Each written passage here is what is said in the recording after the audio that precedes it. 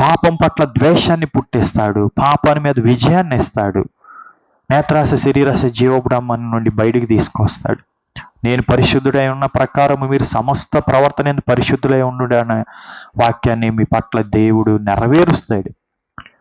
కాబట్టి మనం పిలిచినవాడు నమ్మదగిన వాడు కాబట్టి ఆయన చేతులు మన జీవితాన్ని పెడితే కట్టిన హృదయాన్ని తీసేస్తాడు. లేదంటే ఫరో పట్టిన గత్తె పట్టిద్ది, సౌలుకు పట్టిన గత్తె పట్టిద్ది. అలాగే మరి చూడండి, రోమిలకు రాసిన పత్రిక 1వ అధ్యాయంలో దేవుడు వాక్యము సెలవిస్తుంది.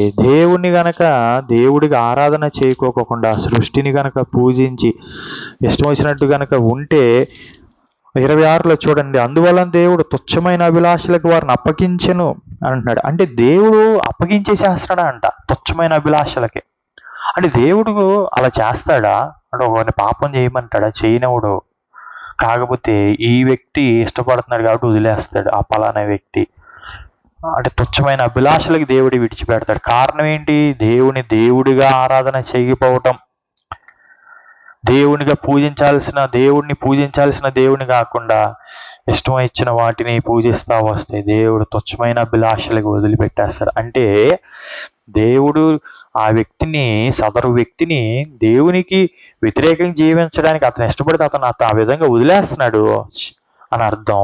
అంటే దేవుడు ఆ వ్యక్తి చేత స్వయంగా చేపించట్లా, ఆ వ్యక్తి చేయాలనుకుంటున్నాడు కాబట్టి దేవుడు విడిచిపెట్టేస్తున్నాడు అట్లా చేయడానికని ఇక అతను అనుకుంటున్నాడు కాబట్టి.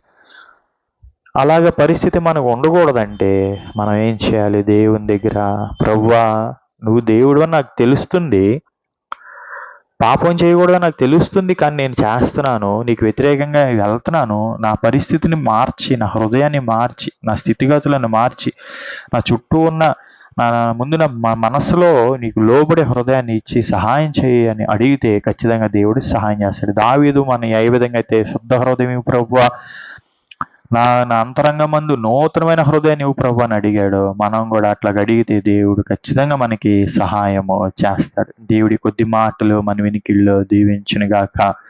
విన్నా మీ అందరికీ ప్రభు పేట వందనాలు. మీకు ఏమైనా ప్రార్థన అవసరతలు ఉంటే మీ ప్రార్థన అవసరతలు మాకు తెలియపరచవచ్చు.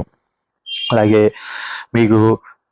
మా పరిచర్యలకు మీరేమన్నా దేవుడు ప్రేరేపించి ప్రోత్సాహం అందించాలనుకుంటే మీరు మీ ప్రోత్సాహాన్ని ఇవ్వచ్చు. అలాగే మా పరిచర్యల కోసం, నా కోసం వ్యక్తిగతంగా మీరు ప్రార్థనలో జ్ఞాపకం చేసుకోవాలని ప్రభు పేరటగా మిమ్మల్ని కోరుకుంటూ, దేవుడు అనుమతిస్తే మరి ఒక వీడియోలో మీ ముందుకు వస్తాను.